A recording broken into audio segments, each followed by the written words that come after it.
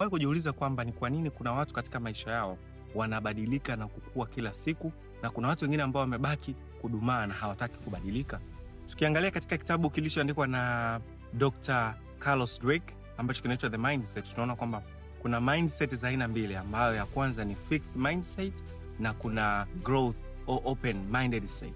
Sasa tukiangalia fixed mindset, hawa ni wale watu ambao huwa wanaamini kwamba vile vipaji walivyonavyo, karama walizonazo, uwango wa ujuzi walionao unajitosheleza, na mara nyingi huwa hawataki kubadilika.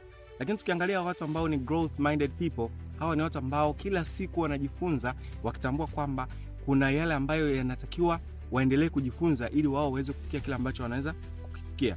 Kwa hiyo funze kwamba katika maisha usibaki kuamini kwamba vile ambavyo umeshavifikia, talanta ulizonazo, vipaji ulivyonavyo, uwezo ulionao, kwamba ndio mwisho.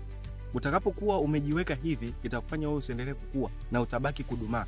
Na mara nyingi watu ambao wako kwenye fixed mindset ni watu ambao kidogo tu wakiwa disappointed wanashindwa kufikia, na ni watu ambao wanapokuwa nakabiliwa na changamoto nyingi wao wanakata tamaa. Lakini ukiwa ni growth minded person, manake ni mtu ambaye upo tayari kujifunza siku hata siku. Kwa hiyo hata pale unapopitiwa changamoto ngumu ambazo kwa namna moja ama nyingine zinaweza zikawa zinakuletea utata, unaona kwamba ni katika kufanikisha au ni katika kupambana na changamoto hizi utaweza kukifikia kile unachokikusudia katika maisha.